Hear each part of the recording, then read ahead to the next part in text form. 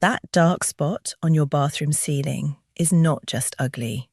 It is releasing spores into the air your family is breathing right now. The average mold remediation company will charge you $2,300 to walk into your house. They tape plastic sheeting to your walls and spray a solution you could have mixed yourself for less than $3. The bleach under your sink will not fix it. The $8 spray from the hardware store will not fix it. Scrubbing it with a brush and hot water will not fix it. Because the problem was never on the surface, it was underneath it. And the tool that reaches it has been sitting in your pantry this whole time.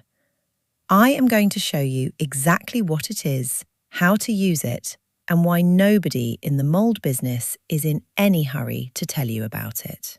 The first thing to understand is what mold actually does to a house. A dark patch on your shower grout or your window caulk is not a stain. It is a living colony. Mold is a fungus. It sends roots into whatever it is growing on, and it reproduces by releasing microscopic spores into the air. Thousands of them, every hour. The Centers for Disease Control says those spores can cause nasal congestion, coughing, wheezing, burning eyes, and skin irritation. In people with asthma, the reaction can be severe. In people with weakened immune systems, it can be dangerous. And most of those people never connect their symptoms to the patch on the ceiling. They go to a doctor. They buy allergy medication. They spend $30, $40 a month treating a symptom while the source keeps growing 3 feet from their pillow. A woman told me once that she had a cough for 2 years. 2 years. Her doctor gave her an inhaler. Nobody looked at the ceiling in the bathroom next to her bedroom until her son visited and saw it. Now, if you call a professional, the national average for remediation is $2,300. Some jobs run $5,000, $8,000, even $15,000, depending on how far it has spread. And in many cases, homeowner insurance does not cover mold, especially if they decide the damage happened slowly over time. So you reach for the one product everybody reaches for. You reach for the bleach. And that is where the real trouble begins. Bleach is a powerful disinfectant. On tile, on glass, on a porcelain sink, it kills mold on contact. No argument. But the surfaces where mold actually grows in your home are not porcelain. They are grout, cork, drywall, unsealed wood, window frames, the paper facing on the back of the sheetrock. Those surfaces are porous. They have tiny openings in them, and the mold does not sit on top. It sends roots, called hyphae, down into those pores. Bleach cannot follow it. The chlorine molecule in bleach is too large to penetrate a porous surface. It stays on top. It whitens the stain. You look at the grout and you think the mold is gone. It looks clean, but the roots are still alive underneath. And worse, the bleach you just sprayed is mostly water. Over 90% water. That water soaks into the pores. It reaches the roots, and it feeds them. You handed the mold exactly what it needed to grow back stronger. This is not a theory. The EPA no longer recommends bleach for mold on porous surfaces. But the bleach bottle still sits under every sink in America because nobody updated the label. And the mold remediation companies are not exactly rushing to correct that either. A homeowner who keeps reaching for the wrong bottle is a homeowner who eventually picks up the phone. The tool that actually works costs $1.25 at the Dollar Tree.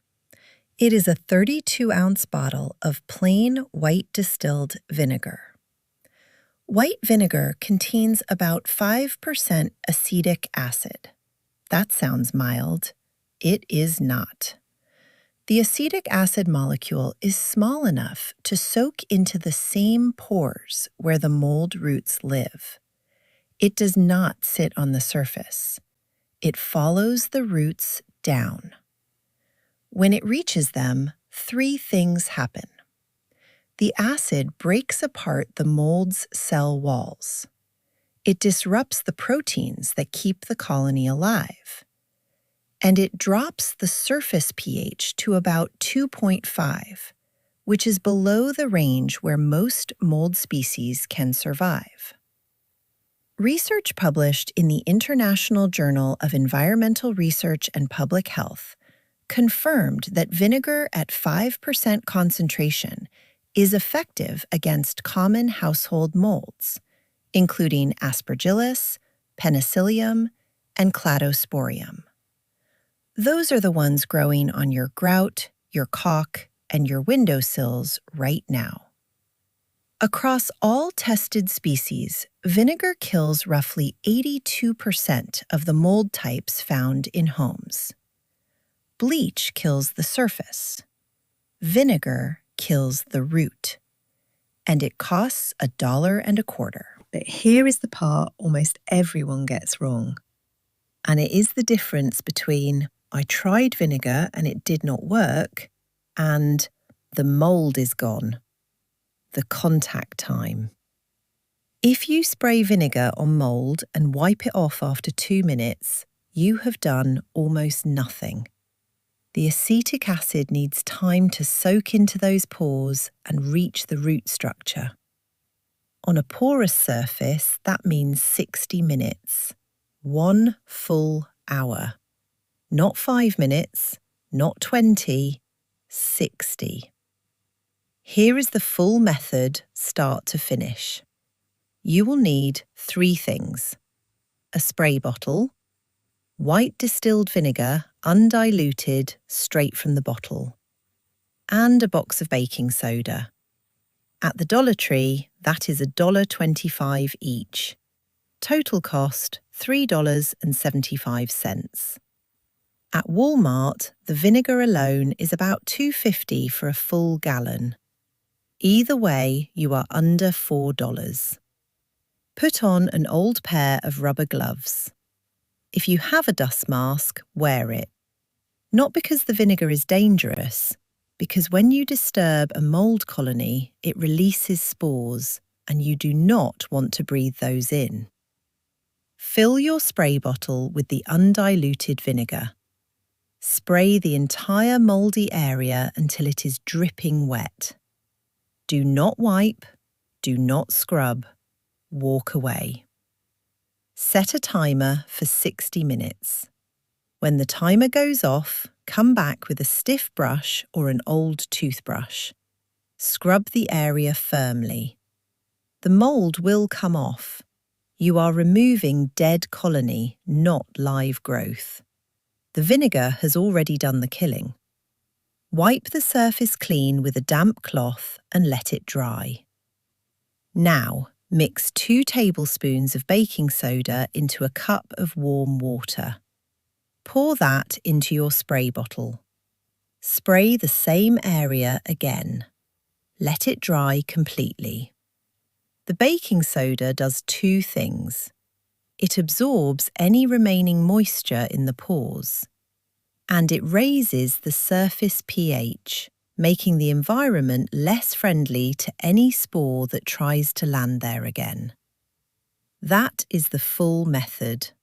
5 minutes of your hands, 1 hour of the vinegar's time, under $4. But I have to tell you something that no cleaner on earth can fix.